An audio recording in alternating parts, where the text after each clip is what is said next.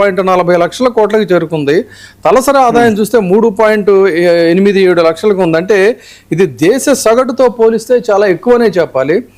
ఇది చూసినప్పుడే దేనికోసం మీరు ఆ రోజున కొట్లాడారని తెలుస్తుంది. ఎందుకంటే వెన్ కంపేర్ విత్ ఆంధ్రప్రదేశ్తో చూస్తే ఆంధ్రప్రదేశ్ తలసరి ఆదాయం చాలా తక్కువ స్థాయిలో ఉందనేది మనకి ఇక్కడ తెలుస్తున్నటువంటి లెక్కలు. కాబట్టి ఖచ్చితంగా మీరు ఆశించిన దిశగానే వెళ్ళారు. కానీ ఇంకా మిగిలిపోయినటువంటి లక్ష్యాలు ప్రధానంగా ఏమున్నాయి? దానికి ఏమైనా రాజకీయపరమైనటువంటి అవరోధాలు అడ్డంకులు ఏమైనా ఉన్నాయని చెప్పి భావిస్తున్నారా? కేసీఆర్ పాలనలోనేమంటే బాగా ఒక నియంతృత్వ పోకడలు పోవటం వల్ల ఆ ప్రభుత్వానికి వ్యతిరేకత వచ్చింది. అది పోయి ఇప్పుడు కాంగ్రెస్ వచ్చినాక కొంత ప్రజాస్వామిక వాతావరణం అయితే ఉంది. ఇవాళ తెలంగాణలో మాట్లాడుకోవటానికి, సభలు పెట్టుకోవటానికి అవకాశం ఉంది. ఈ ఫోన్ ట్యాపింగ్ లేవు, పోలీసులు నిఘా పెట్టడం లేదు, ఇట్లాంటివి చాలా విషయాల్లో ఒక స్వేచ్ఛ అయితే దొరికింది. కానీ ఆర్థిక రంగంలోనే ప్రధానంగా తెలంగాణ వనరులను తెలంగాణ ప్రాంతానికి, తెలంగాణ అభివృద్ధి కోసం ఉపయోగించడానికి చాలా ప్రయత్నం చేయవలసి ఉంది. దానికి నేను అనుకోవటం ఇంకా ప్రధానంగా ఇవాళ జరగవలసింది ఏంటంటే నిరుద్యోగ అంశంపై దృష్టి పెట్టాలి.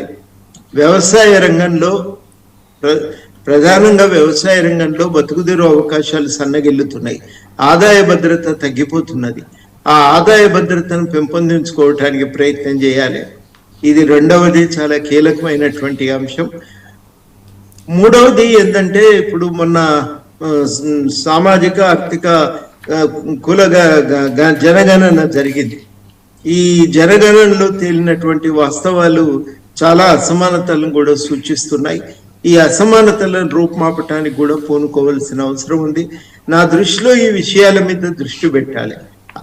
అభివృద్ధి అనేది చాలా గుప్పెడు మంది కాంట్రాక్టర్లకు మేలు జరిగే విధంగా నడిచింది టిఆర్ఎస్ కాలంలో.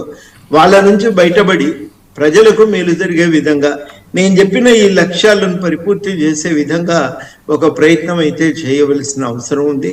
ఆ ప్రయత్నాలు చాలా సీరియస్గానే ముందుకు సాగాలి.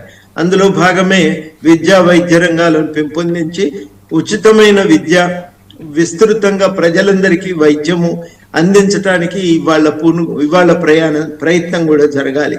ఇవన్నింటి మీద దృష్టి కనుక పెట్టగలిగితే తప్పనిసరిగా అభివృద్ధి ఇంకా ప్రజలకు మేలు చేసేటువంటి ప్రజల కేంద్రంగా ఒక జరిగే అభివృద్ధి ముందుకు సాగుతుంది. మనకు గురజాడ గారు అన్నట్టు దేశం అంటే అంతిమంగా ప్రజలే కదా.